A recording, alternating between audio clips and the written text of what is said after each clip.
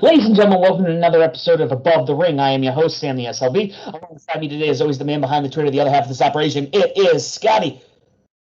Scott, we're weighing heavy this week. You know, Sam, I'm sick and tired of being sick and tired of all these releases.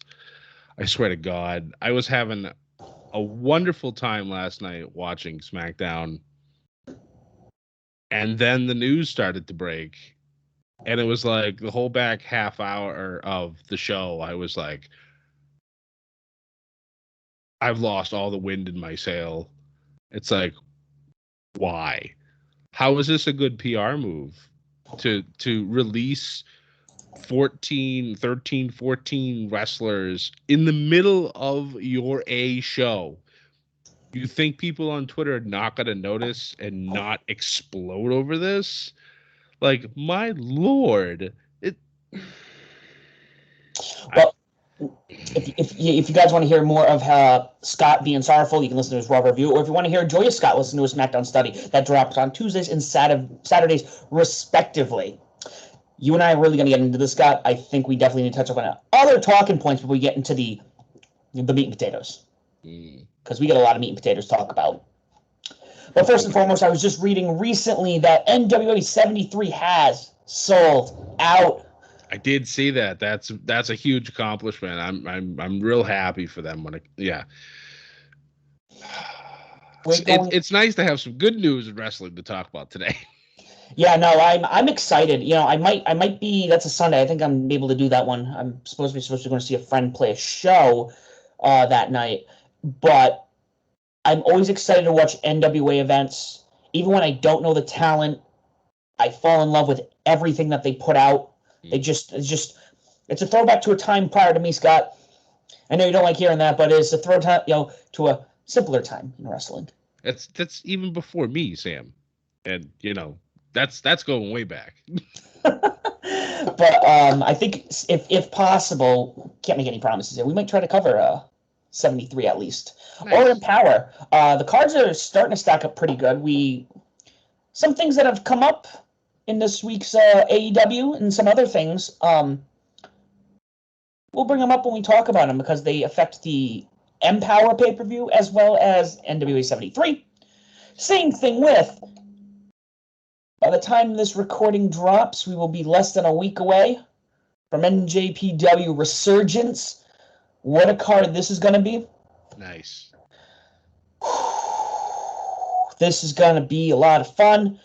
I won't go into it because there's still stuff that's going on we have to talk about that affects this card. But the one that really I'm excited for, Tomohiro Ishii taking on Moose. Oh, man. There's a card stealer right there. I am looking forward to this so much. This is going to be so exciting, Scott. I don't know. I'm so glad we're getting all so much wrestling, so little time. I know. But a lot of fun, Scott. Even with, next week is our go-home show. And it's going to be recorded at a weird time. SummerSlam is coming quick. TakeOver right afterwards, even with, a gutted roster. It's just... And then 2 weeks after that, we have All Out. I know. What a nice back end of summer when it comes to wrestling. I'm excited. I am excited for it. I mean, even with the nonsense that's been going on lately, it's still exciting. I would agree. So let's get into what we want to talk about here. We're actually going to start off with something that dropped the day we recorded the last episode. And obviously we now drop these on Mondays. The day we recorded the last episode, we had heard that probably, I would argue, is one of their biggest talents. And I'm not saying that in regards to, he's a big name, he has potential. He was there. Yeah. He was there. Bray Wyatt got released from WWE. Now, this was heartbreaking, but also I know, Scott, we were seeing a lot what was being said online about a lot of this actually has to do with potentially Brody Lee. Yeah. Bray did not take his death well, in any capacity. A lot of us didn't, but it's really hit Bray hard. Him and Brody were like brothers, and his mental health went in the toilet. And I mean, honestly, that's a big thing. I know that recently there's been lots of conversation about mental health and how it's important. And I know in the old days it was always just like, suck it up, be a man, et cetera, and all those other bullshit excuses that people would throw on us. Mental health's a big deal. And if he can't perform at the level that he feels is necessary for his work, then he needs the time off to heal, the time to, try to process his best friend's death. And I know that a lot of people were confused when it came to the WrestleMania match. I was also one of them at first. And then after finding out exactly why it went down the way it did, it made perfect sense. It was a good way for him to disappear for a while and hopefully heal and then eventually come back. But at this point, now he's gone. That really was a kick to the gut too when I first saw that online. But I believe, if I remember correctly, the end of his 90 days is October 29th of this year. What a perfect time to come back for Halloween. And also, just to let you know, that day, October 29th, is on a Friday. Guess what show plays on Friday? SmackDown. Right. But the other new show that plays on Friday. Rampage. Yes, sir. But who knows? That's just speculating. Who knows if he's even going to go to AEW? Who knows if he's honestly going to wrestle again? We don't know this. Ooh. All we hope for is that he's able to heal and to, begin to grieve and the thing that comes to mind, going back to season 2 of Dark Side of the Ring, was how hard Chris Benoit took Eddie Guerrero's death. Yeah. And I read that in those articles that his mental health had declined because of what had happened. My heart sunk into my stomach because I'm just not saying he would do anything like that. You can't assume the worst of people. Yeah. But it's like one of those things. It's like, take care of yourself. Yeah.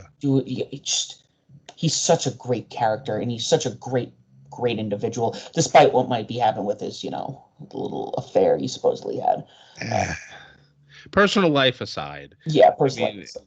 His in-ring IQ, his everything about him as a wrestler is A+ across the board. And it's fun. It not really funny, but how you mentioned Chris Benoit and Eddie Guerrero, they never talked about the mental health aspect of that. They kind of just like, oh, he's sad because his friend died, and then they just moved on. It's kind of amazing in a way that that culture has shifted to what it is now when it comes to the conversation of mental health. Obviously, I feel that it should continue to shift in a progressive way with that, but it's just God. That was what, 20 years. 14 years ago. 14 years, yeah. So 7. Still can't believe it's that long. My God. I don't think I would have been out of wrestling by that point. But every so often we throw SmackDown on. I was in high school. That was, if I'm not mistaken, I'm gonna look at this, and this is gonna be a little personal for me. For those of you who don't know, I had a hand injury when I was 16 years old. That was 20 days after I had my injury. So 16 years old, working my first job. I just got my, and then you see that on the news and you're like, wow. Yep. It's upsetting. It's upsetting, especially since I know we talk about it more and more between himself and Eddie, where if those two were still alive, even Owen, we'll include Owen in there. Had they stayed alive, had they been around, the resurgence in their careers, they would have been through the. Owen's a big one. Like, had Owen been around for, when Eddie came over and Chris came over and the ruthless aggression era, he could have been a bigger star than his brother. Oh my God. Yeah, it's just Owen's death was probably the first one for me growing up that really, really affected me.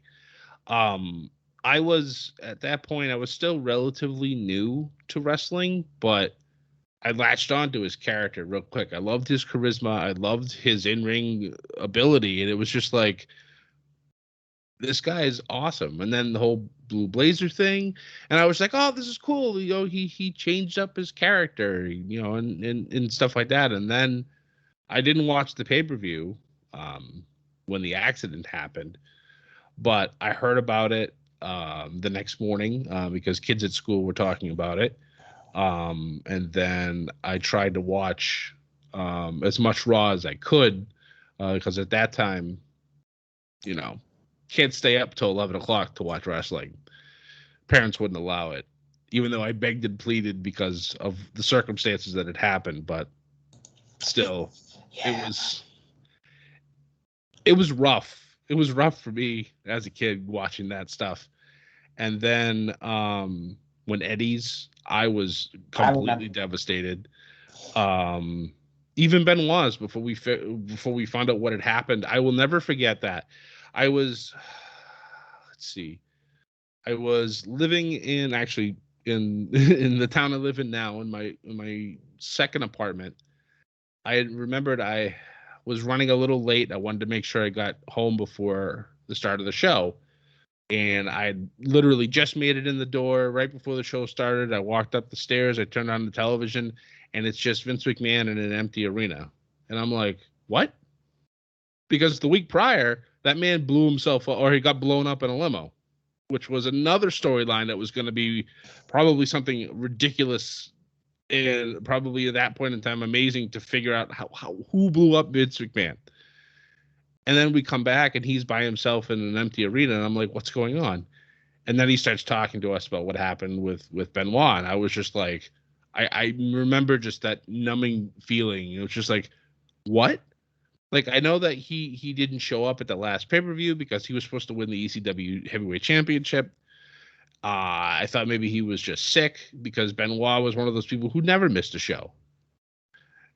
And then all of a sudden, the man's gone. And then we find out what happened afterwards. And that was just a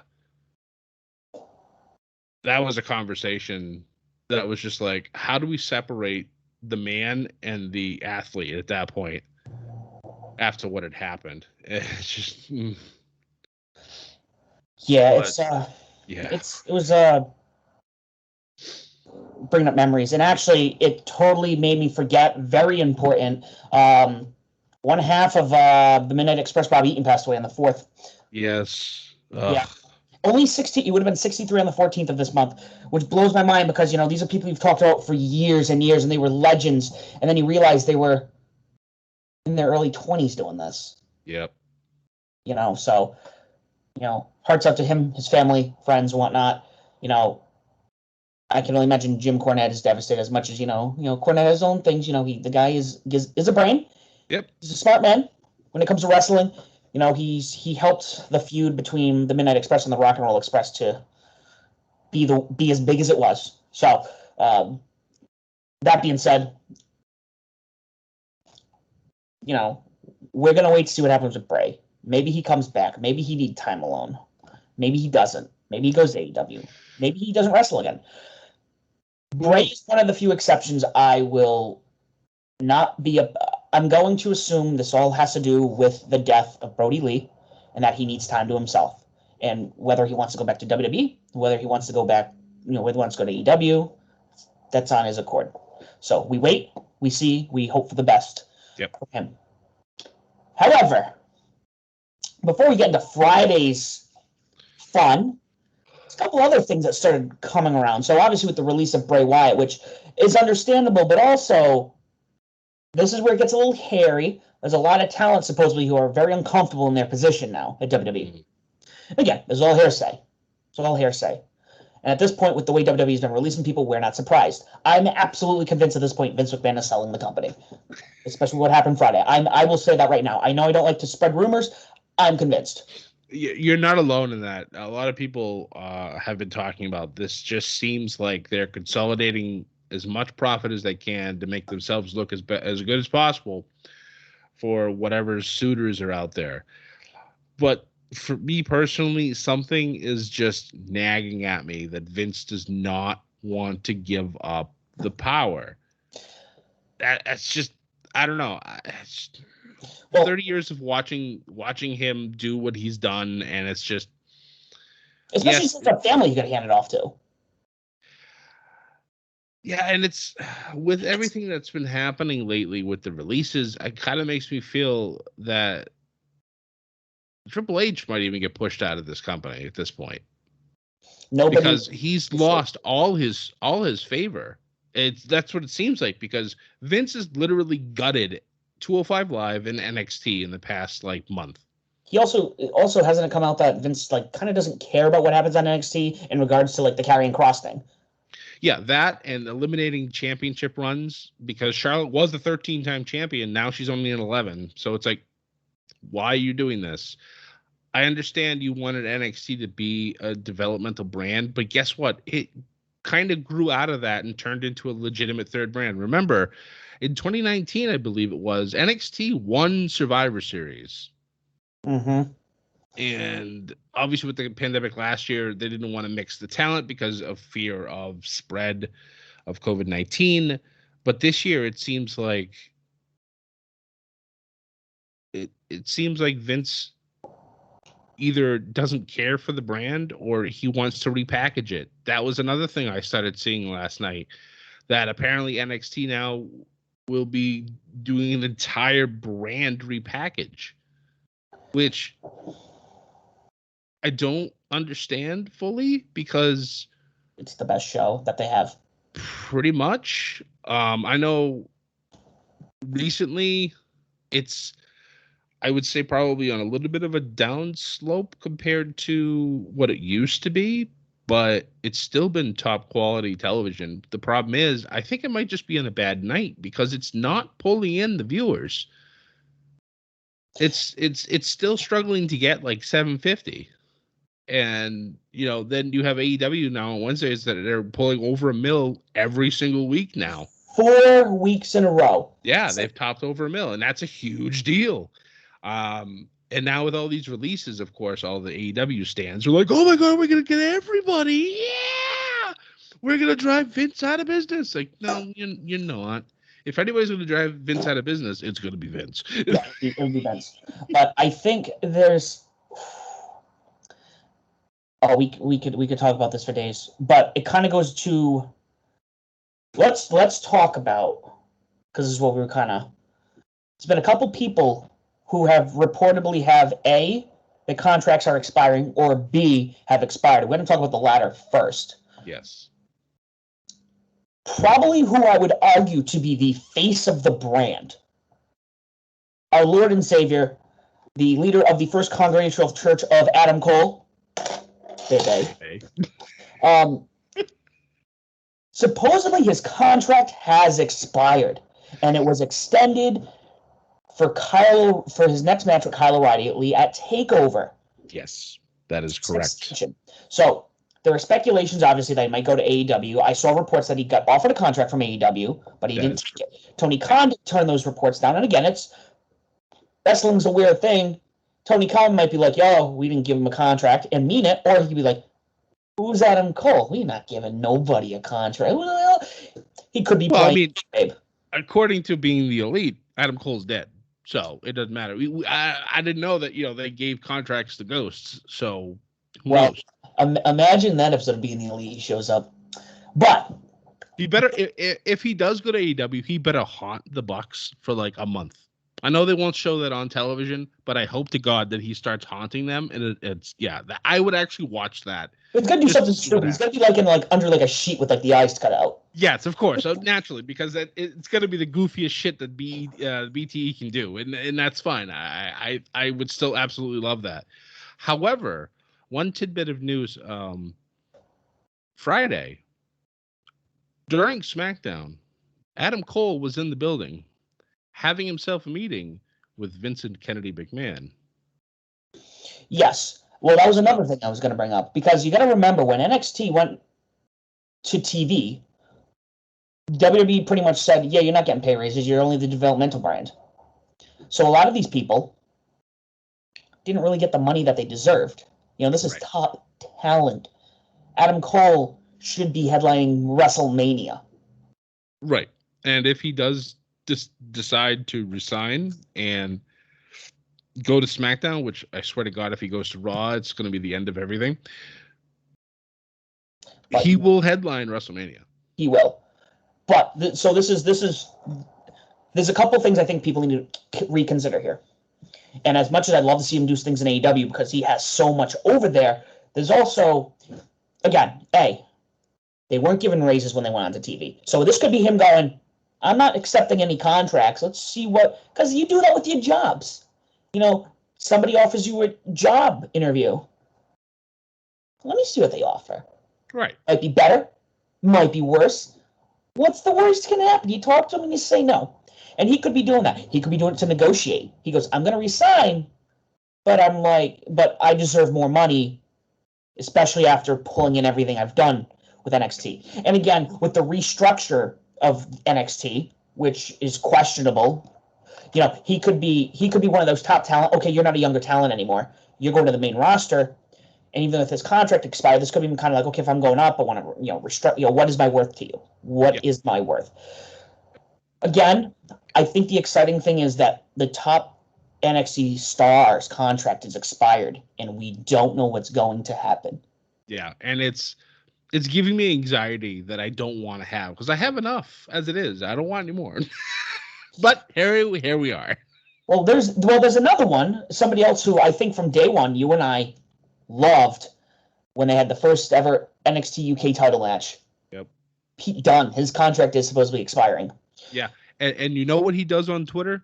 He puts his favorite GIF up where he's just like, eh. And I'm like, God damn it, Pete, don't do this to us.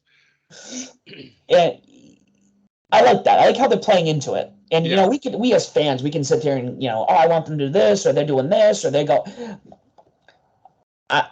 Scott, what's been my motto since we've pretty much started the show? The long game. Of course. Of course. Everyone's like, let's see what the long game happens. Yep. Let's see what happens here. Again, the Dark Order. Nobody liked the Dark Order the first time they showed up. I will always use this example. And now they are the most over fucking thing ever. We'll talk about them this week because there's a most over thing ever in AEW. Oh, absolutely. Another thing I heard rumors about, and I don't know how true it is. Supposedly, all 3 members of the New Day's contracts are expiring soon, too. That I did not know. But it's also interesting because I sent you something, I think, on Twitter recently about the Young Bucks. They changed their status this week. Yes, I did see that. Yep. Now, they could be trolling because they are best, Xavier Woods and Kenny Omega are best friends. It's true. They are best friends. They could be trolling. I mean, they did the FTR thing. They probably are, because they know that they can rile up the internet wrestling community just by changing new bio. I mean, they've fought before. Go back to their E3 street fight. That's right. I watch that every so often, and to be able to see them in the same building, face to face, where they're still WWE contracted, and you have these guys who are signed with New Japan Pro Wrestling, something that is not possible. And then WWE that same week goes, yo, look at Kenny Omega's one video he has from when he was in a OVW in like 2012. Yep. It was like watching it was like the prequel to the Forbidden Door, but It was like done by WWE, which was, it's that excitement. I love it. I just get so pumped and thrilled, and I don't know what's going to happen. But I believe that was around the time that WWE actually offered Kenny and the Bucks contracts, and they just laughed at him. They offered him some most lucrative deal. I will never forget that deal. I've told people about it. And they offered him what? I go, yeah, they were pretty much letting him give free reign for 6, and if they didn't like it, 6 months are out the door. Yeah. And they're like, no, we're good. We're going to start our own company. And, well, Here we are. That's worked out for them so far. Yes. So let's talk about the big releases. So you sent me tweets last night while SmackDown was going on. The first one being Bronson Reed, which blew my mind because he just had a title run. Yep. Short title run, but he had a title run. And he had the star power. And I thought they were going to get ready to push him like crazy. He was in dark matches on, I believe, both Raw and SmackDown the last few weeks. And that was just a sign to be like, all right, well, I guess he's getting ready to get called up. I'm going to miss him on NXT, but I'm sure he'll do great wherever he ends up. I guess not. When I watched, what was it? I think it was about halfway through SmackDown.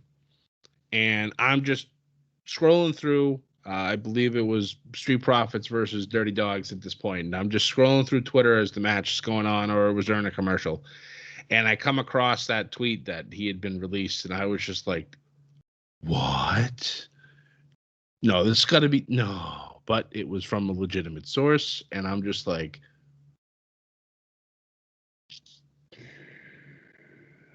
expletive. I was not happy. So after that, I just kind of jumped over to that other Twitter account, just kind of watched, and then the names just started dropping. And I was just like, no, stop this. No, what the hell's going on?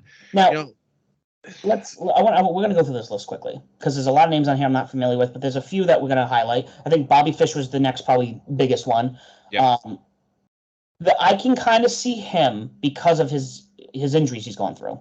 Yeah, injuries and age, I think, were Bobby Fish's biggest things against him. I thought he would become a trainer at some point, but obviously that's not the case. Another one that surprised me was Tyler Rust. Yeah, they had seemed to start pushing him by putting him in the Diamond Mine. But obviously now that he's gone, that's now the second member of the Diamond Mine that's been released. Roddy's wife was the first one, and they released her before the group debuted.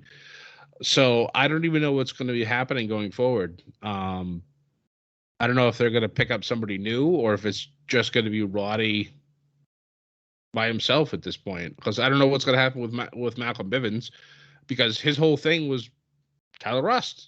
He was the diamond in the Rust. Now what? What do we do? Yeah, I don't know how you start but again, I shouldn't be surprised. How many times has WWE done that where they start something and like, nope, trash. Yeah. And you're like, but what? No, stop. That was. What are you doing? I know. Oh, baby, what is you doing? Why you do this? Mercedes Martinez surprised me, but then again, didn't she had that concussion, but that didn't really put her out of business after that match with Xia Li. Well, I mean, we hadn't seen her since Xia Li knocked her out. But even still, she's a huge name in the indie scenes, and I know for a fact that AEW already has her on their radar because she was in, I believe, the first Casino Battle Royale, and they offered her a contract, but she turned them down to go to WWE because they had more guarantees for her. So, yeah. So now that she's gone, we'll find out what happens in September. Magically, all this happens. Everybody's released from their 30-day clauses because they're all NXT stars the day after All Out. Yeah. And there's, so I wonder if that was on purpose. It would not surprise me. But also, going back to if they're going to rebrand NXT for newer stars, and they're going to start pushing people up to the main roster. Right. I would not be surprised if this is their way. We're going to release you from an NXT contract, but also we're gonna, some of these people may be negotiations to be on the main roster. Maybe. We'll see. I don't know. I think that would be an interesting way to do that, because you'd think they'd just be able to adjust the contract that they currently have into something that's more main roster friendly. But I guess that's not how I don't know. I don't have a business degree, so I don't know how this shit works. I'm just a fat kid talking on the internet about wrestling. But also, this would be more speculation to how, to the potential purchase of WWE by NBC. Because, I mean, maybe NBC's like, no, we want you to do this. This is how we do contracts or what. Again, we don't know. This is just speculation. I'm not going to say lizard people are behind it, and I'm grasping at straws here. But I mean, other people. I mean, Leon Ruff, love Leon Ruff. Yeah, It's great talent. Jake Atlas. That's what I'll say. Jake Atlas, totally underutilized. You know where he'd be good? You know what I'm thinking? X Division. Yes, sir. And the bitch of that was Friday was Jake Atlas's 5-year anniversary of wrestling. Oh, hey, here's your pink slip. Bye. Like, what the fuck? Like, why do you do that? I don't know.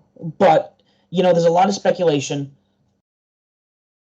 I'm thinking about Drake Maverick. I'm thinking about some of the other people that they've brought back. Samoa Joe. Maybe there's a method to the madness. Again, long game. Yeah. Would I like to see some of this talent go to the competition, get utilized better, have feuds you wouldn't be able to see ever? Sure. But realistically, that doesn't, it's not how it works, especially when they're already flooded with talent. Right. You do have the NWA, which is still kind of like, they're kind of dwindling. You have Ring of Honor, who's been like, they're starving for talent. Imagine a revival of Ring of Honor right now. That would be nice. It'd be incredible. Yeah, that would be nice. But we're gonna have to have a talk about releases. We should do like a special show for just this, especially if they're gonna keep happening like this. We might have to just have another show like during midweek for all this bullshit that keeps happening.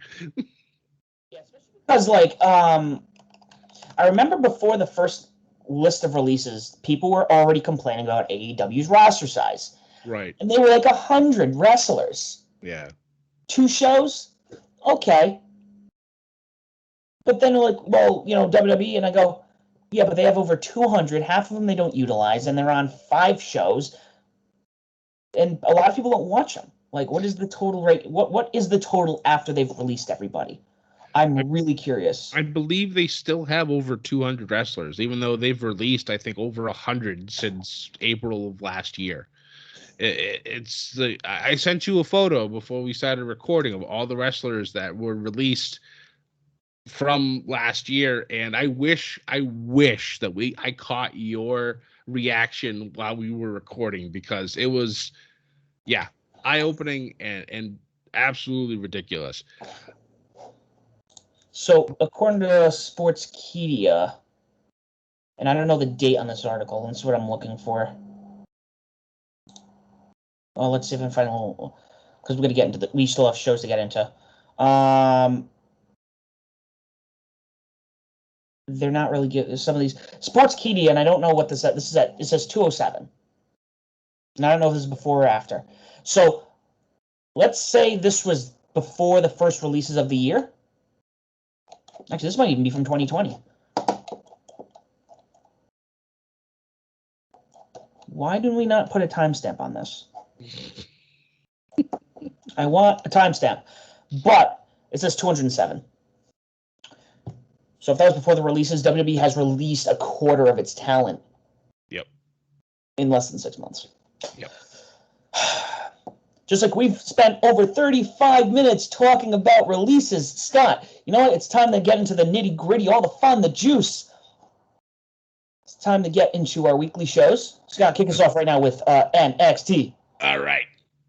Oh, NXT. How we love thee. Let us count the ways. Starting off with probably our hottest rivalry when it comes to factions in NXT. Hit Row, Legado del Fantasma. I really like what these guys are doing because Legado comes in here, last year and is just king shit. Nobody can touch them. Obviously Undisputed Era was still a thing too, but they were, completely different end of the spectrum. And then Hit Row shows up. And I'm thinking to myself, okay, at some point they're going head to head with Legado, and it's going to be fun to watch. And boy, has it been fun. So this match starts off, it's hot and heavy between these two teams. It ends in DQ because that's the WWE way. With Hit Row getting the DQ win because Santos decides he wants to bring some steel into this match. It just ends up at a giant brawl. And if I remember correctly, I think Hit Row actually ended up on top. So clearly this rivalry is still going. I'm waiting for the Santos and Swerve North American title match, which is probably going to be a takeover. It's just it's probably the best thing they've got going right now. So hopefully they can keep that fire up. After that, we had the returning Ridge Holland. It's nice to see him come back and completely destroy Ike Jiro. And then we get Pete Dunne, Oney Lorcan, and I'm thinking to myself, damn it, all we need now, obviously Danny Burch is injured, but we need Pat McAfee back. Just for a split second in NXT. But obviously Pat's doing his thing over in SmackDown, and he has been a blessing to that commentary. I will tell you, good stuff. Then we had a really good match between Roddy Strong and the now released Bobby Fish. This was a lot of fun to watch because I've seen these two go at it in ROH, and a fitting way for this to end. Roddy getting the win and unfortunately sending Bobby to the unemployment line. After that, we had a very fun segment. Grizzled Young Veterans, LA Knight and Cameron Grimes in a tag team match. And I love the fact that Cameron Grimes is continuing to wrestle in a tuxedo and not losing a step. But naturally, shenanigans taking over. Cameron going for a tag of LA Knight, and LA Knight decides to jump off the apron, leaving Cameron high and dry. Grizzled Young Veterans able to put him away. So the best part about this whole thing was afterwards. Grimes is sitting on the apron, obviously upset and distraught over the loss. And who comes to give him a pep talk? $1 Million Man himself. So basically saying, Grimes, I know you're a man of your word, but you need to find a way to get out of this. So now the fun, I really think, truly begins is how does Cameron Grimes get himself out from under the thumb of LA Knight?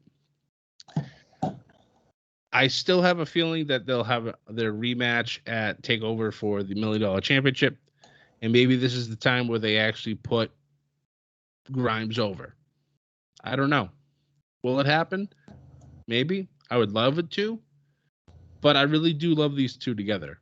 I think their comedy and their charisma bounce off one another beautifully, and part of me would love to see these two as a tag team, but I think LA Knight, especially, his ego is way too big for this. It is, but you know what? I think with how the dynamic is between these two, I would hate this to be like a 2-month long thing. Like, no, we're gonna scrap it. Like, this is something our kids are gonna be talking about in 20 years, being like, talking about these segments and how these are legendary segments in the making. Yeah, they're a lot of fun. I really, really appreciate them. But yeah, I want to see where this goes. I want to see, like you were talking about, maybe a month, 2 month long thing, maybe 3, who knows? Maybe this goes to another takeover after this. I don't know. Either way, I want to see them feud. I just really, really enjoy this. After that, we had our last match of the first round of the NXT Breakout Tournament with Trey Baxter getting the victory over Joe Gacy. So we move on to I believe it's the semis now, next week. Looking forward to see who gets that breakout champion or the tournament win. But at the same time, with everything that's been going on, I kind of feel like it doesn't matter. And I hate to say that, but who knows? I believe they've already released somebody who was in this tournament. Which one was that? Oh. Now you got me wondering. NXT Breakout Tournament. Let's see.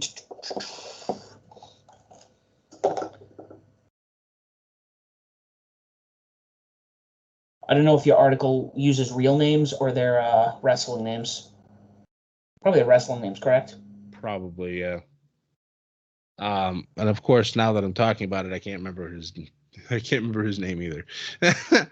But as we search for that, the last 2 segments, I think personally for me, were probably 2 of my favorites. Cross once again provoking Joe. William Regal gave Joe his own security detail earlier in the show, but unfortunately it was not to work with Joe. It was to try to contain Joe. And well, as we all know, nobody can contain Samoa Joe.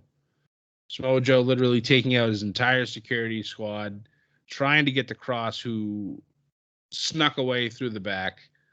And Joe just chokes out one of the security kids and just looks at the camera and says, "I'm coming for you." So their match at TakeOver for me is easily my favorite and most anticipated to watch. Probably a little biased because I'm probably one of the bigger Samoa Joe fans. What about the other match that's happening that I see that they had a vignette for shortly after for a certain UK title? That is very true. I still need to watch that first one. I know it's sacrilege that I haven't watched it yet, but yeah. Walter should do like a Twitch watch along sometime. Find these old matches, watch them, and just. That's if we can. I don't know if we can actually do that. That might be against terms of service. That might be, yeah. We don't want any Monka TOS going on here. Yeah, no cease and desist. I'm not tall enough for that. But our main event of NXT, our love her or lose her match between Johnny Gargano and Dexter Lumis. And this match ended exactly how I expected it to. Johnny did get the win. So in theory, not Austin, but just in theory, this love affair should have been over. Dexter obviously looked distraught afterwards, which is rare because we don't really see much reaction out of him. And as Johnny and Candice are shooing, essentially, Indy Hartwell from the ring, Indy breaks through the line, runs in the ring, delivers a beautiful Luthez press to Dexter Lumis, and then lays the biggest kiss that we've all been waiting for. So, screw the way, Index rules. End of story. Can confirm. Finally, we got Index. We have Index. And next week, as we said, it's going to be the go-home show for TakeOver. We got some shit. We got some really heavy shit to talk about. Yes, might have some guest stars on our go-home show. Absolutely. I don't know. We'll find out, Scott. I don't know. Well, I don't like to make promises I can't keep. I just like to release people. So. Budget cuts, guys. Budget cuts. Yeah. So, in the words of Sami Callihan, thumbs up, thumbs down. We've talked about the bad. but there's a lot of good this week, and NXT was definitely one of them. However, Homecoming, like Scott and I were I don't know what it is right now. AEW has been on fire. This is the 4th week in a row they've pushed 1 million. I know people are like, but they're not pushing Raw's numbers. Guys, they're taking the demo. And I know people like, that don't mean anything. Yeah, it does, because when you're trying to look towards the future, you're trying to sell towards the younger people. The younger people are going to bring it into the future. If my market is only to old people, and old people are buying, and yeah, they have money, guess what? They're not around too much longer. Yes, your short-term income. I did go to school for management. It's dark, Scott, but I'm not. Where's the lie?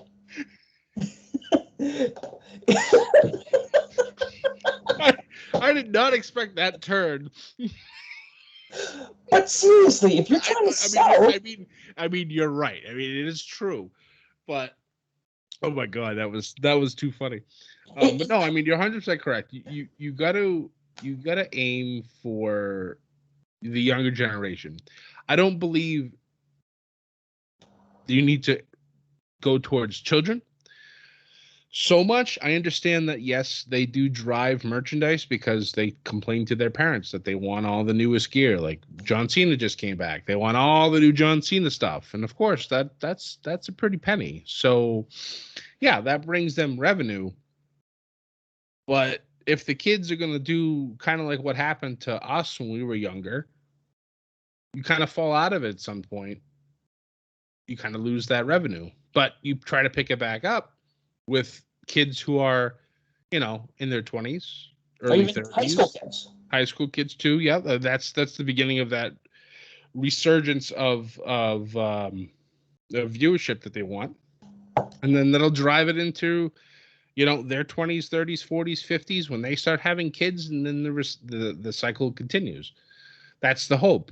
But right now, I know I'm pretty sure Raw is definitely pushed more towards children, because the storylines that they have on that show are not as intense as what they have on Fridays. So that's just my thinking on that. But with AEW, like you said, they're hitting all the right notes right now. That they've got the upset fans from WWE. They have the right demo that they're pushing. And yeah, eventually that's going to push into the older demo, which is also going to help them, like you said, in the shorter term. But that's the hope, that they can start grabbing younger people and bring them along as well. Make all the money. And so that's kind of my point here. So as much as WWE has done what it's done for the wrestling industry, and we cannot knock any of its accomplishments, AEW is growing the industry again at not even just one company. We're taking everybody. We are bringing what the NWA did, and we're bringing wrestling nationally all up together. But at the rate almost like Vince McMahon did. Almost. Not as fast, but fast enough where I know people, we say this all the time. I know people haven't watched wrestling in 20 years, and they're like, yo, AEW last night was incredible. Yeah. Incredible. That was awesome. I'm like, dude, I didn't even realize you still watch wrestling. No, AEW. It's just AEW. Yeah. And then they start going, wait, Impact? Wait, New Japan? The NWA? MLW? Ring of Honor? What? And you're bringing everything up, and it feels like it's the industry growing. It is, and it's been the one fatal flaw that I've felt WWE has for a very long time. And there's a lot of flaws that they have right now, but them not acknowledging other companies. They briefly will mention New Japan. They briefly mentioned TNA, but they won't talk about Impact. They won't talk about AEW, unless you're Sami Zayn. You brought up that in an interview way back when.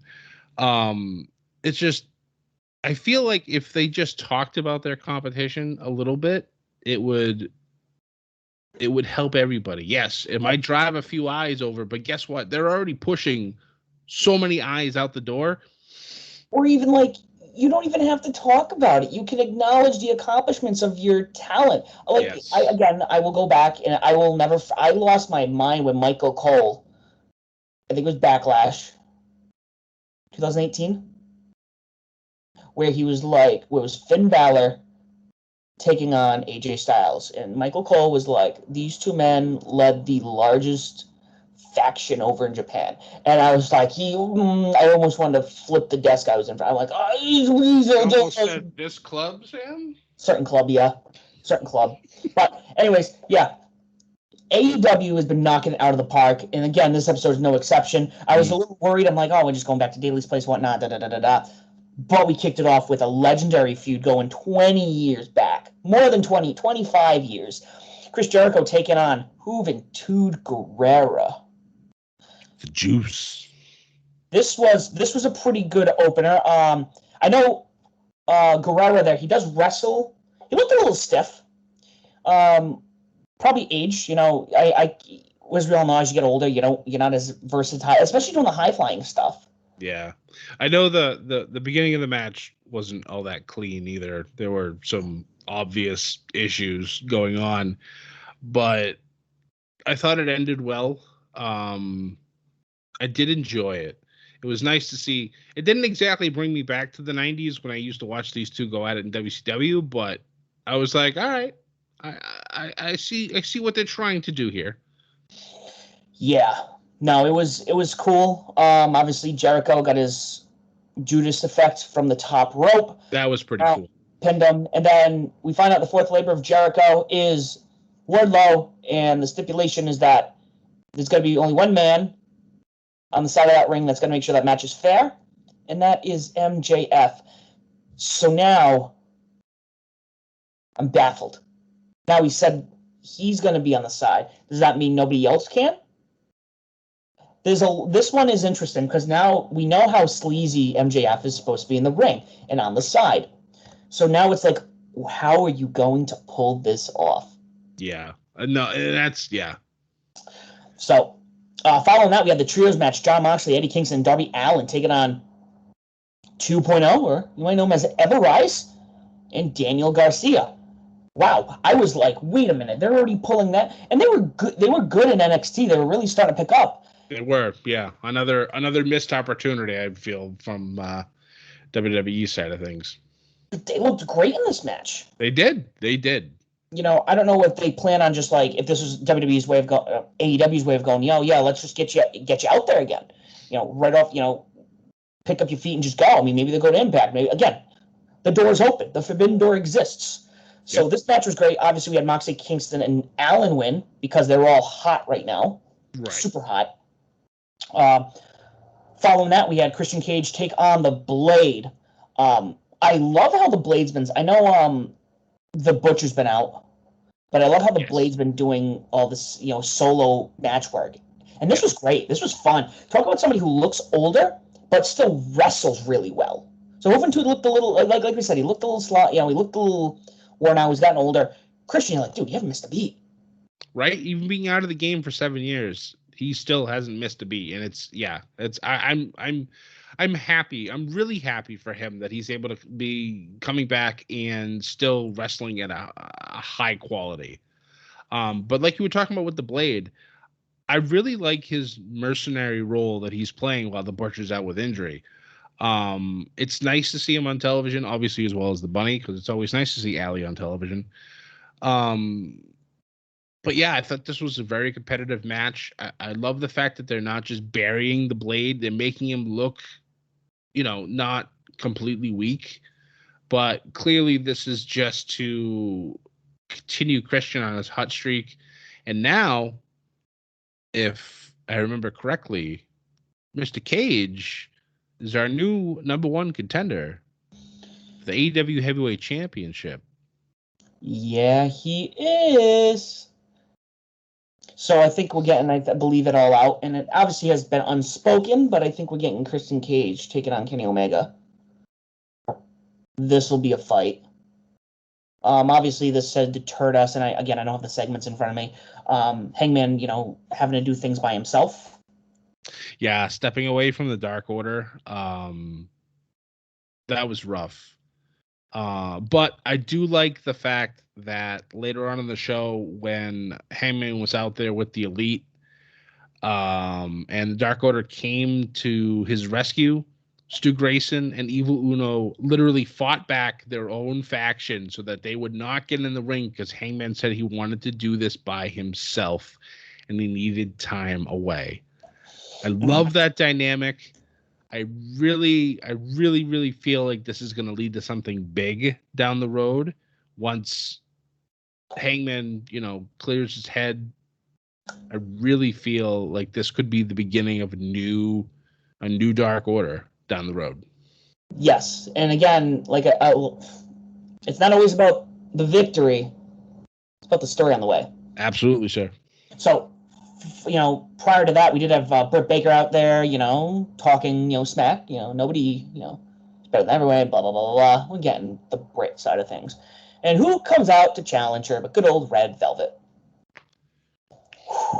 I don't know what it is about this girl, but my lord,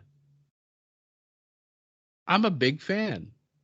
Mm-hmm. Big fan. I've been a fan since she started. Like, first and foremost, you have the attitude, you have the sass. Yes. That's just like, yo, you're gonna take no shit. I like this. She's also really good in the ring. Yes, she is. She's incredible. I'm glad. I think that's what is that next week, or is that? It's going to be on the debut episode of Rampage. Yes, we do have that coming up. I want to find that card. We'll read that by the end of the episode.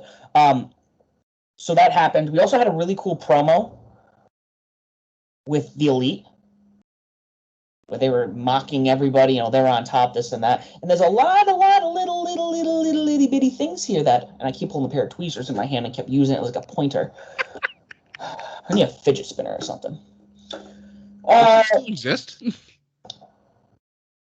Yeah, I think it's called my phone. So they did a lot of little things in this, which kind of hinted at everyone who had been released prior to Friday, because obviously we didn't know what Friday. How could we forget? Because, Lou Gallows was in a robe. Yep. Like Ric Flair, who was another one who got released, but I think that might be, he's older. I mean, that's not one that I'm like, oh no, they got rid of. He's old. He's probably, he probably wants to retire at some point, maybe, or just drink, because that's what I hear he does a lot of, and goes to parties, and he's Ric Flair. He's living the lifestyle. He's living the Ric Flair life. He is the man. That's right. So a lot of little things, little hints at Bray Wyatt, a couple hints at Daniel Bryan, hint at CM Punk, where Kenny was wearing the Cookie Monster shirt. Little things, and this is stuff I didn't pick up. I came across a couple different articles, and I'm like, wow, like the Hawaiian shirts. The Hawaiian shirts were almost like a homage to Bray Wyatt when he first started. Yes. Stuff like that. So, again, if they don't even come over, I won't be upset, because this is like one of those, I'm going to throw it at you. Yeah. Is that how it happened? I don't know.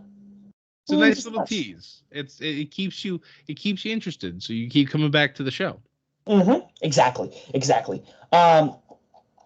So following that, we did have the TNT Championship match, Lee Johnson taking on Miro. I love Miro to death. He's a monster.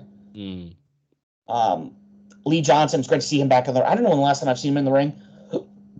Yeah, I think he's been on Dark and Elevation a lot lately. Stuff we don't have time to watch, unfortunately. But I love this, even though Miro did get the win on this one to retain. I just can't wait to see what happens with me. He's only begun. He's only begun his monstrous reign as TNT champion. Following that, we had a special NWA Women's and World Championship Eliminator match. It was the Bunny taking on legit Layla Hirsch. The winner would wrestle at Empowerrr. Would wrestle Camille. And I'll let you know, Scott, I think the stream you watch it on, or like your TV, I'm delayed. So when you told me you saw Camille, that was like a good 2 minutes before I'm like, Camille's there? What? Oh, wow.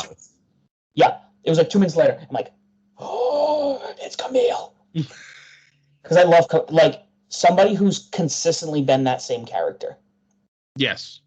And she's incredible. She's in the ring. She's a monster. She's not like Raquel Gonzalez tall, but she's just this monster who just, in shape, quiet, will kick your ass. Yep. And now you got legit Layla Hirsch, who's shorter than me. I'm 5'2", guys. She's like 4'11". That square off, I'm like... The height differential, I was like, my Lord.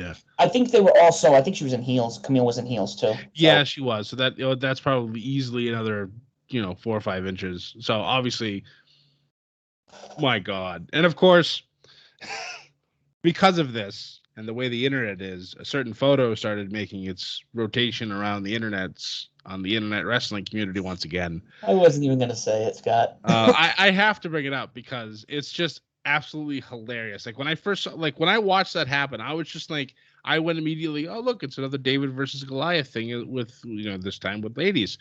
And then the internet shows up and, well, we all know what happens on the internet. I could not help but just laugh my ass off when I saw that. But yeah, this match, I believe, between these two is going to be good. Layla is legit, not just because it's in her name. She is fantastic as a wrestler. And obviously Camille in her own right. She is the NWA Women's Champion. I know this match was supposed to go to Serena Deeb, but I believe she had surgery once again. So that's why this match happened in the first place. But it's going to be fun. It's going to be a great match to watch, and I'm excited for it, and excited for Layla to have this opportunity.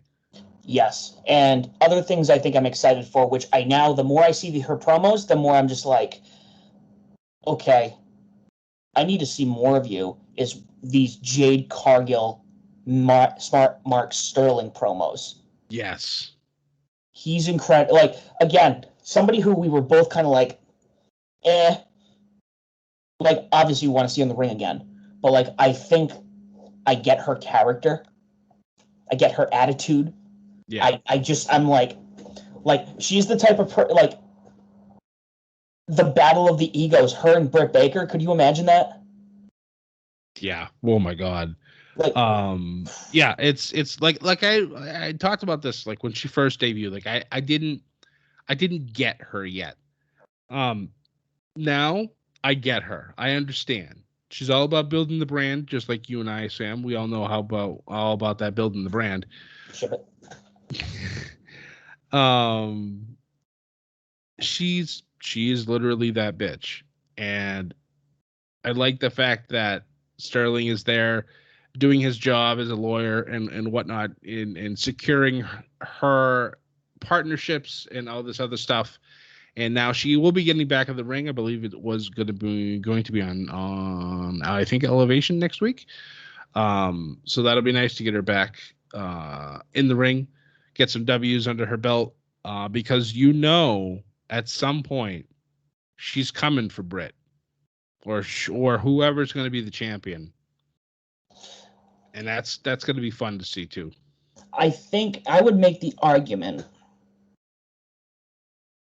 my favorite champions are probably the ones who are so cocky, so maniacal, so degrading.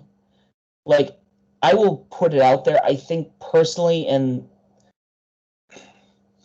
if not in my top 5, my top 10 favorite IC champions, it's The Miz. Because of the shit talking, because of just his attitude. You wanted him to lose the belt so badly, and he wasn't getting rid of it. He was just gonna degrade you. Jade Cargill, just like Britt, is a champion who I'd be like, give this woman the belt and just let her hold on to it for a year. Yep. Just let her shit talk. And that's the kind of thing with Kenny right now. Yeah. Kenny, I think my favorite thing about him, he's incredible in the ring. I'm glad he's champion. He's one of the best in the world. But he's really personified this, I am the best in the world. Yeah. And nobody's better. Nobody. I have 4 belts. And there's a lot of fans out there who are sick of it, but it's like, so he's doing his job. Yep, exactly. That's one thing we definitely agree on. I do love me some heel champions because of how they make themselves superior over whoever faces them next. Honestly, right now, I think my favorite champion is Miro.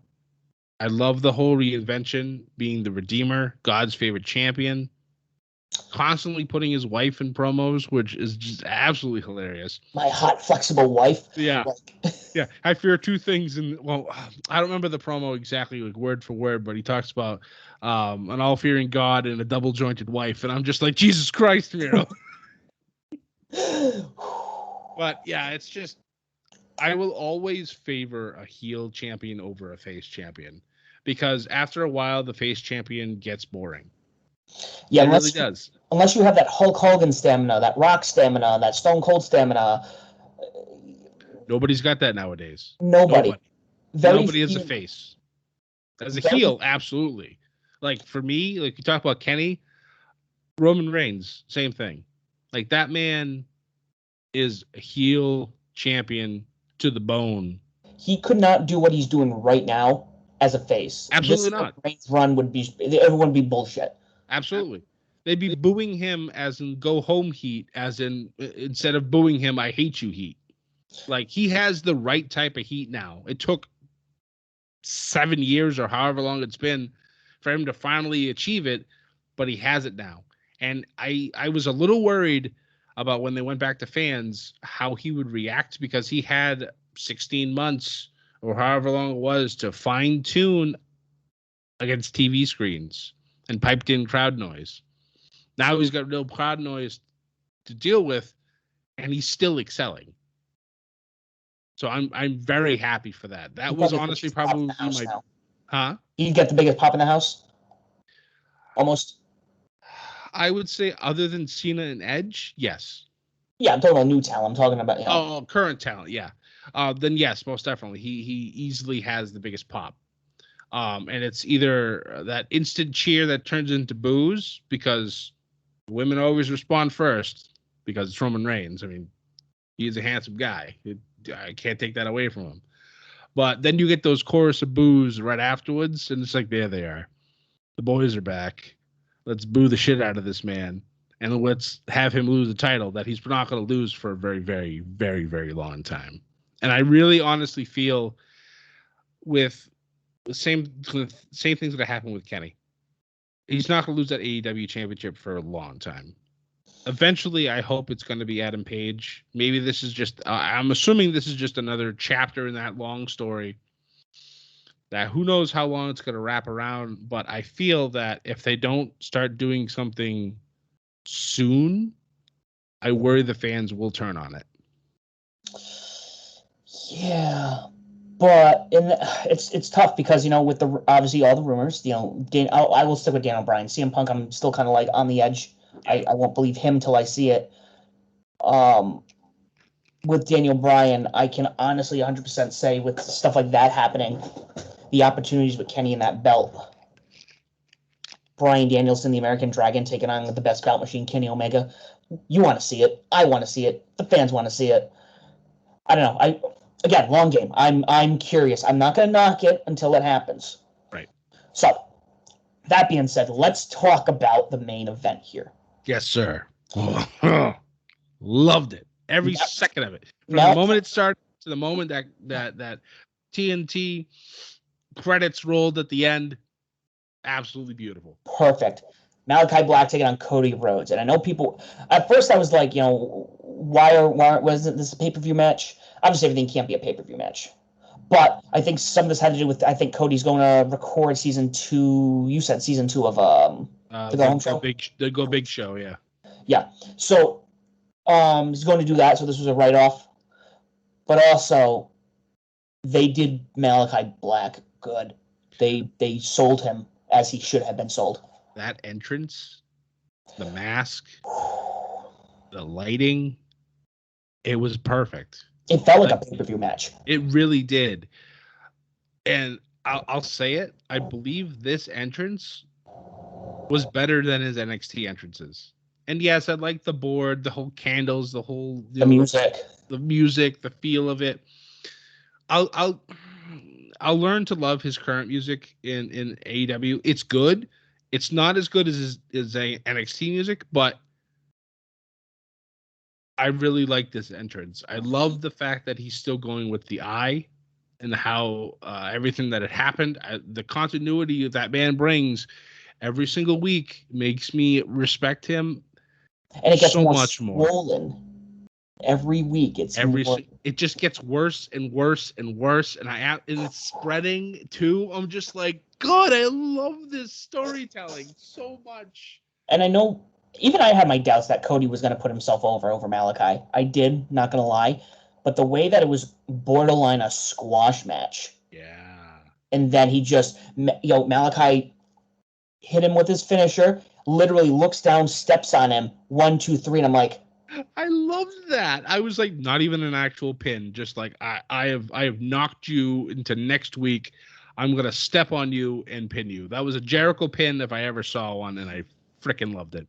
But it was like, it really was just like, and again, he's not like a monster, he's not like Lance Archer, he's not like Miro, he's not like Brody Lee, where they can just, I'm the big guy, so okay, he just like looked down, step, 2, 3, and it was like,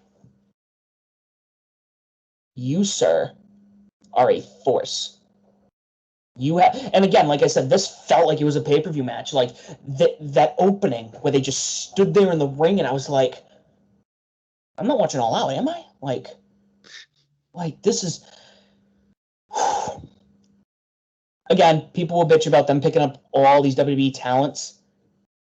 This was a great choice. Yeah, there are certain ones that are undeniable when it comes to they get released. You have to at least give them a look.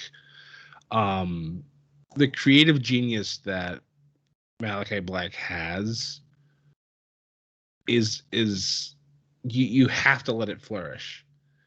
And I really honestly feel that in AEW that's going to happen.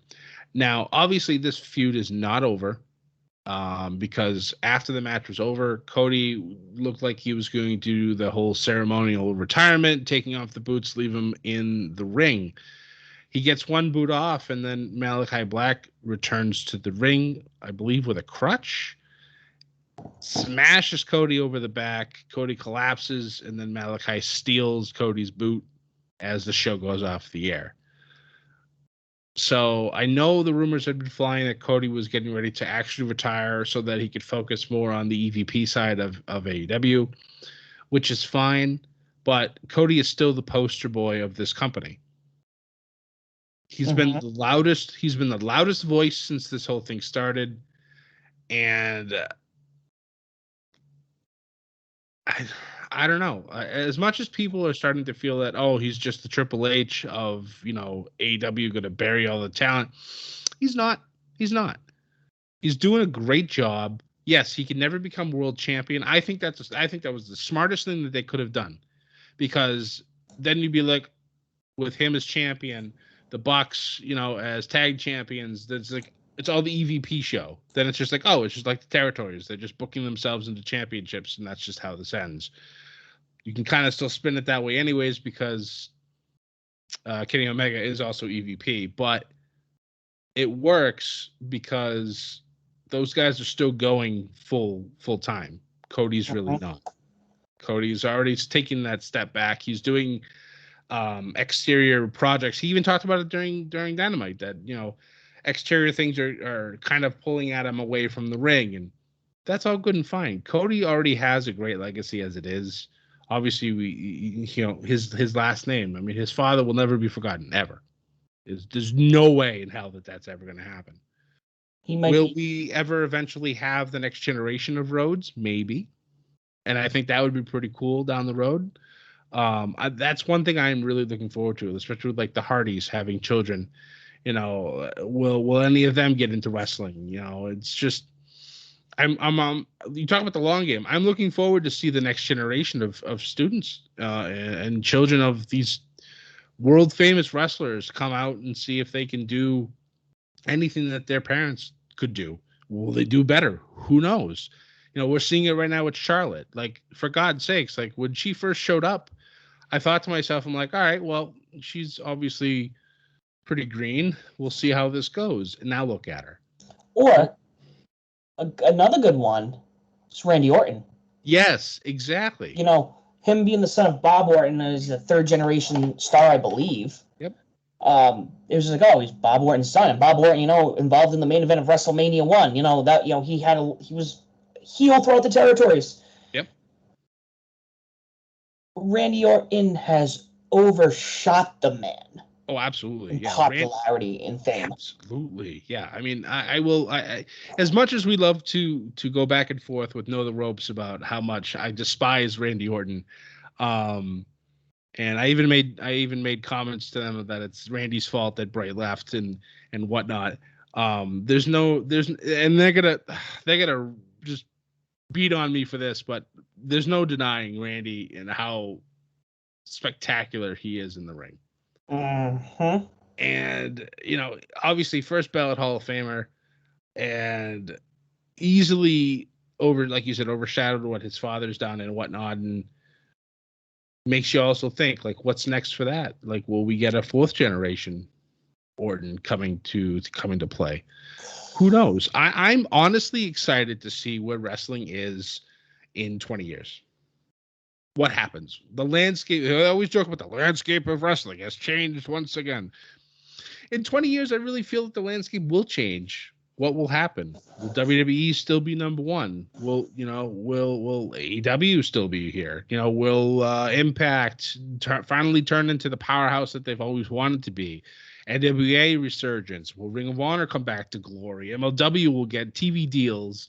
New Japan becoming a real force in America. Who knows? Like, there's a lot of potential out there, and I want to see it. I want to see it happen. I still have hope, even though there is some shitty things that are happening out there. I still have hope for this business, and I want to see it flourish. Yes. We still have Impact to talk about, Scott. I know. That was like a perfect segue to the end. And I'm like, wait, we still have a whole other show to talk about.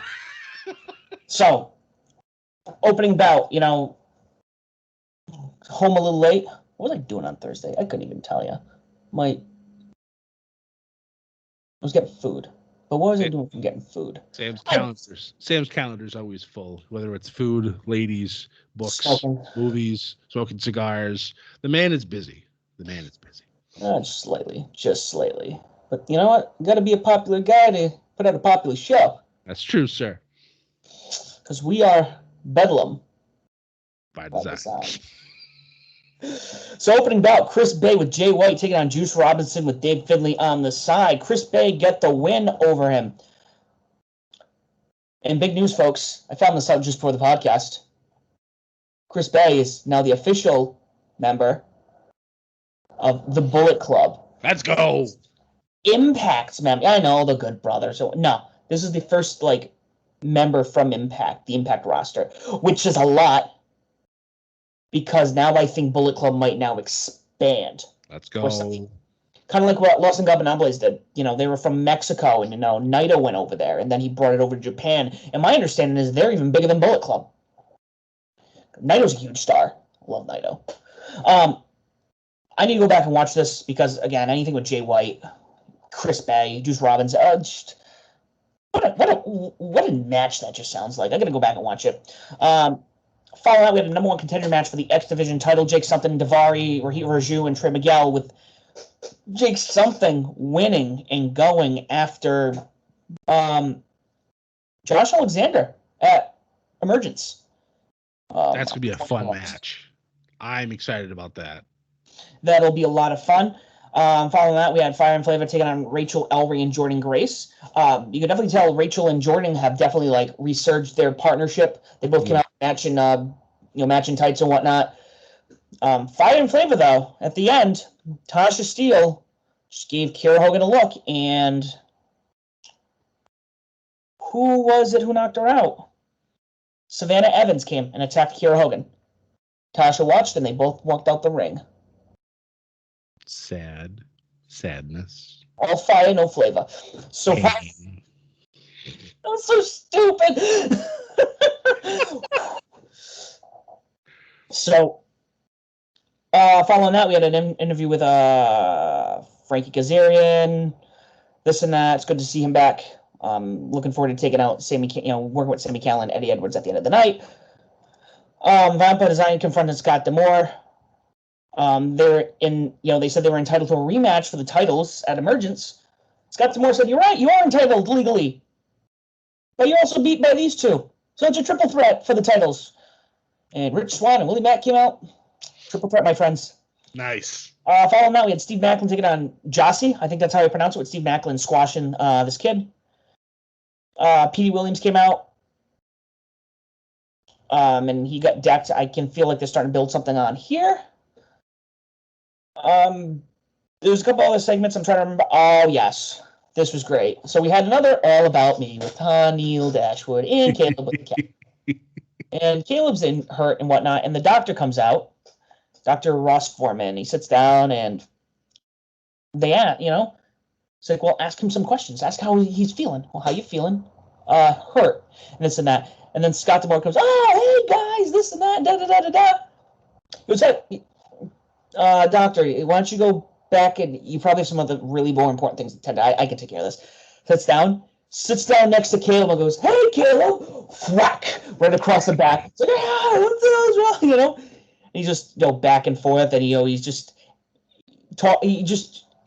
shit talking him so much. And, I can't tell you, he, smacks Caleb in the back, 30 times before he leaves. He's like, "Yeah, buddy, I hope you feel better," and gets up and walks out. Scott D'Amore is, as much as he's really good as an executive producer, he knows how to be funny. Yeah. Get a laugh. Following that, we had the main event, the Good Brothers. Kenny Omega taking on Frankie Kazarian, Sami Callihan, and Eddie Edwards. I do want to point out here that there is nothing more pompous, nothing more egotistical, nothing more that gives me this maniacal feeling in my stomach before Kenny Omega comes out and you hear pomp and circumstance and Don Callis walking out like he's the bride's father at a wedding. Oh my God. This man, low key. And again, you can talk about, Bobby Heenan, Paul Heyman, Mr. Fuji, some of the greats in the world. Don Callis is really, in more recent years, is sneaking his way up as one of the best minds in wrestling. He's incredible, especially with what he's done here. You can't look at Don and go, "I don't like him." You can't. It's true. He's great on commentary. He's great as a manager. I gotta have a whole thing about Don Callis. I just love him. And now he starts spurting out. He's better than Hackenschmidt, Gotch, Luther. He starts naming. I gotta look up half these guys because I'm only 30, and I'm looking. I'm like, these were people born in the 1800s. Some of them. Sam, they're not that old. No joke. I say that. I know it's funny. They name all the old greats, and for me, I'm just like, well, yeah, there's a little before my time too. But with you, it's Old Testament, New Testament going on here. But okay, George Hackenschmidt, the first name he drops every time he does this. Yeah. Born in the Russian Empire, August 1st, 1877. Died February 19th, 1968. Gotch. Yeah, we're gonna do this a little bit, Scott. All right. We're gonna do some edumacation right now. Ooh. Frank Gotch, born in Iowa, 1877. Died December 16th, 1917. Lou Thez, I'm a little familiar with because I think WWE had him in the top 50 wrestlers of all time for the WrestleMania 20 magazine. Just some of these names, I'm just sitting there and I'm like, he's got to be hanging out with Jim Cornette. Just looking at some of this stuff. He's a fan of the business. The man knows. He knows his info. So it makes a lot of sense. But it adds to it. It's just and who knows, in 100 years, if somebody will be doing the similar bit and Kenny's name will come up. Yeah, it wouldn't surprise me, honestly. The stuff that Kenny has been doing over the last, I don't know,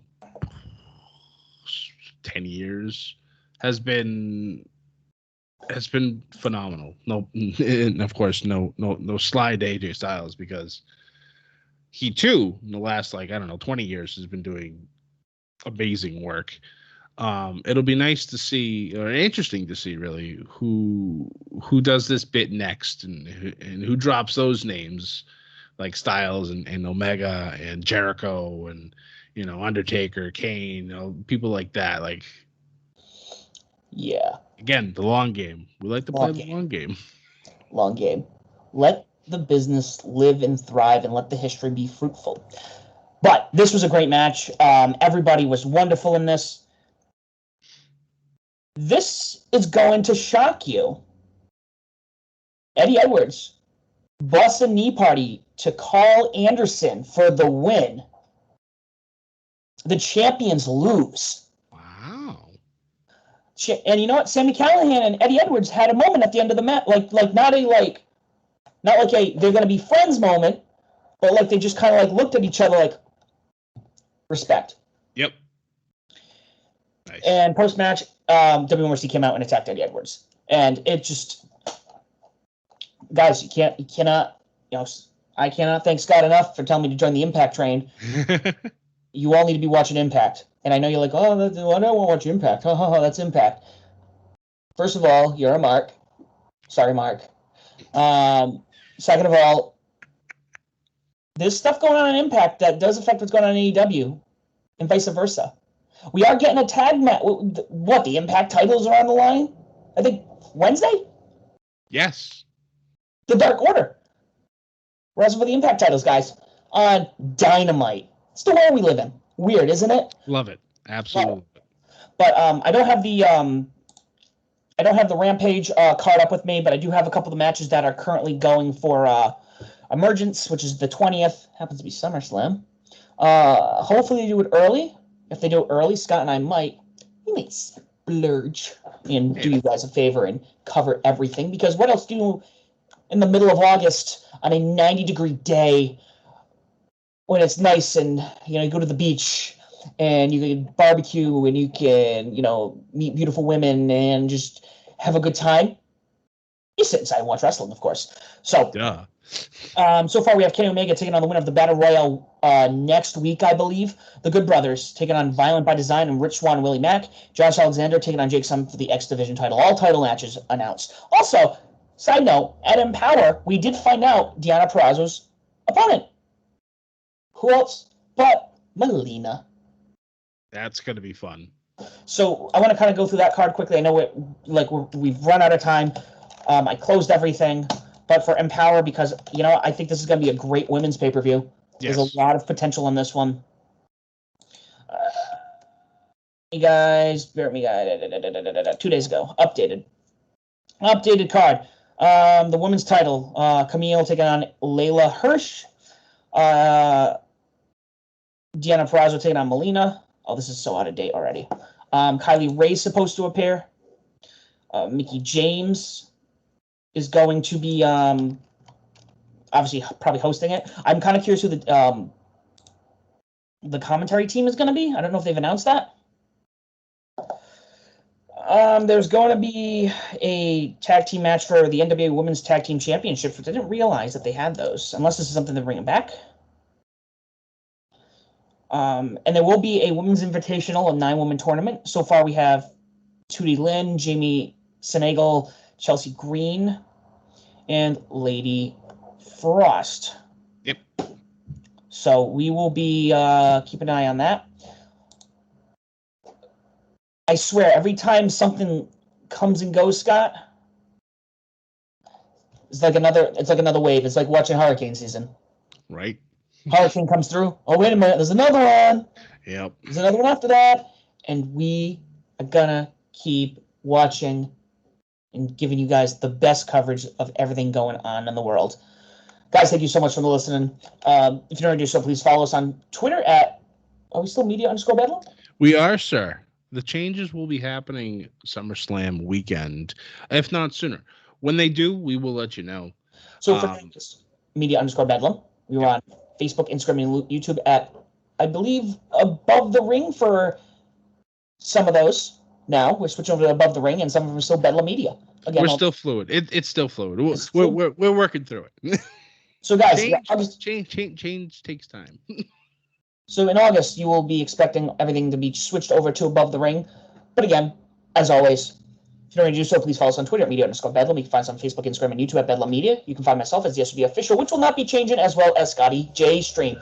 We are on all streaming platforms. If there's one you cannot find us on, please let us know, and we will make sure we are on there. On your streaming platform, make sure you please comment, like, share, subscribe, leave a review. Tell people why Above the Ring and Bedlam Media is the podcast if you're choosing, and why they should choose to listen to us as well.